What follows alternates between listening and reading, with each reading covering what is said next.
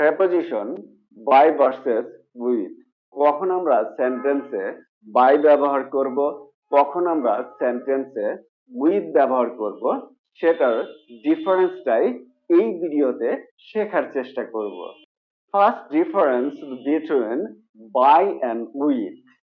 সেন্টেন্সে আমরা তখনই উইথ ব্যবহার করব যদি সেই সেন্টেন্সের ভার্বটা কোনো অ্যাকশন টুলস দ্বারা সেটার কার্য সম্পাদন হয়ে থাকে, তখনই আমরা সেই সেন্টেন্সে বাই না বসিয়ে উইথ বসাবো। সেই অ্যাকশন টুলসটা হতে পারে উপাদান বা শরীরের কোনো অংশ বা বস্তু। For example, he hit his hand with a hockey stick. Hockey stick দিয়ে তিনি তার হাতে আঘাত করেছিলেন। এখানে লক্ষ্য করুন, হকি স্টিক কিন্তু এই বাক্যের ক্রিয়া সম্পন্ন করেছে। The victim was murdered with a sharp knife. নির্যাতিতাকে ধারালো ছুরি দ্বারা খুন করা হয়েছিল। এখানেও কিন্তু সেম ধারালো ছুরি অর্থাৎ শার্প নাইফ দিয়ে এই বাক্যের ক্রিয়াটাকে সম্পন্ন করা হয়েছে, অর্থাৎ মার্ডারের কাজটা সম্পন্ন করা হয়েছে, যার জন্য এই বাক্যেও রুলসের আগে কিন্তু বাই না বসে উইথ বসেছে।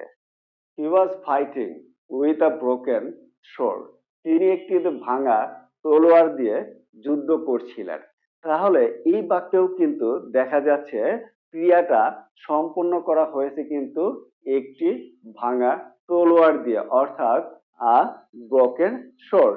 এই ব্রোকেন সোর্ড একটা কি বস্তু, এই জন্য এখানে পূর্বেই বলা হয়েছে যখন কোনো টুলস দ্বারা কোনো বাক্যের ক্রিয়াতে সম্পাদন করা হয় বা সম্পন্ন করা হয়, তখন কিন্তু সেখানে বাই না বসে উইথ বসে, যার জন্য এই ব্রোকেন শোর্টের আগেও কিন্তু উইথ বসেছে।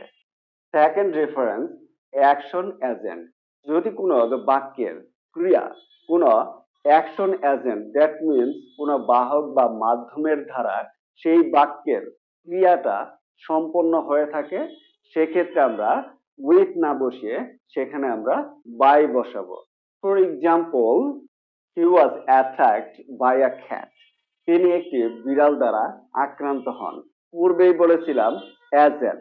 এজেন্ট মিনস এখানে বোঝানো হচ্ছে কোনো মানুষ, প্রাণী, পরিস্থিতি বা বস্তু দ্বারা যদি ক্রিয়া সম্পন্ন হয়, তাহলে এখানে খ্যাট একটা প্রাণী, সেটা দ্বারা কিন্তু এই বাক্যের ক্রিয়া সম্পন্ন হয়েছে, যার জন্য এ খ্যাটের আগে কিন্তু বাই বসেছে, উইথ কিন্তু বসে নাই। The book was written by an unknown author. বইটি একজন অজানা লেখক লিখেছিলেন। দেখুন, অ্যান আননোন অথর এটা কিন্তু একটা এজেন্ট, অর্থাৎ একটা মাধ্যম বা বাহক, যার দ্বারা এই বাক্যের ক্রিয়া সম্পন্ন করা হয়েছে, যার জন্য এখানে উইথ না বসে বাই বসেছে। Third reference, action method. যদি কোনো উপায় বা পদ্ধতির মাধ্যমে কোনো বাক্যের ক্রিয়া সম্পন্ন হয়ে থাকে, সেই ক্ষেত্রে আমরা অবশ্যই লক্ষ্য রাখবো সেখানে আমরা উইথ না বসিয়ে বাই বসাবো। For example, I send the documents by mail. আমি মেইলে কাগজপত্র পাঠিয়েছিলাম। লক্ষ্য করুন, এই বাক্যে বাই মেইল কেন বসেছে? কারণ এখানে মেইল এটা একটা উপায় বা পদ্ধতি ধরতে পারেন, সেটা দিয়ে এই বাক্যের ক্রিয়া সম্পন্ন হয়েছে, যার জন্য এখানে কিন্তু উইথ না বসে বাই বসেছে। You can pay by credit card. আপনি ক্রেডিট কার্ডে অর্থ পরিশোধ করতে পারেন। এই বাক্যে বাই ক্রেডিট কার্ড এটা দিয়ে কিন্তু এই বাক্যের ক্রিয়া সম্পন্ন হয়েছে, যার জন্য এখানে উইথ না বসে বাই বসেছে। Fourth difference, indicating companionship. That means সহপাঠিত্ব নির্দেশ করে, অর্থাৎ যদি একই স্থানে দু বা ততোধিক লোক বা জিনিস একসাথে আছে, সেটা দেখানোর জন্য আমরা সেখানে বাই না বসিয়ে সেখানে উইথ ব্যবহার করা হয়। For example, I saw him in town with his girlfriend. আমি তাকে তার বান্ধবীর সাথে শহরে দেখেছিলাম। এই বাক্যে লক্ষ্য করুন, গার্লফ্রেন্ড এবং টাউন এটা একসাথে বোঝানো হচ্ছে, যার জন্য এখানে বাই না বসে উইথ বসেছে। I was with my friends when you called. আপনি যখন ফোন করেছিলেন তখন বন্ধুদের সাথে ছিলাম। লক্ষ্য করুন এই বাক্যে with my friends অর্থাৎ বন্ধুদের সাথে একটা জিনিস, আর একটা হলো আপনি যখন কল করেছিলেন।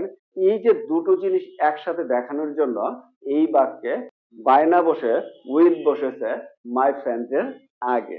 Fourth difference, passive voice with এর চেয়ে বায়ের ব্যবহারটা কিন্তু প্যাসিভ ভয়েসে বেশি হয়ে থাকে। For example, the cake was made with no eggs. ডিম ছাড়াই কেকটি তৈরি করা হয়েছিল। The meal was prepared by the man in white suit. সাদা পোশাক পরা লোকটি খাবার তৈরি করেছিলেন। তাহলে এখন হয়তো আপনারা বুঝতে পারছেন প্রিপজিশন বাই এবং উইথ এর ডিফারেন্সটা কোথায়, কখন বাই ব্যবহার করতে হয় আর কখন উইথ ব্যবহার করতে হয়। ভিডিওর ইনফরমেশন আপনাদের কাছে কেমন লেগেছে সেটা অবশ্যই লাইক, কমেন্ট এবং শেয়ারের মাধ্যমে জানিয়ে দিন। আর এরকম নতুন ভিডিও পেতে ফলো বা সাবস্ক্রাইব বাটনে ক্লিক করে রাখুন। That's the end of the class. See you later on another topic. Stay well and healthy. Goodbye.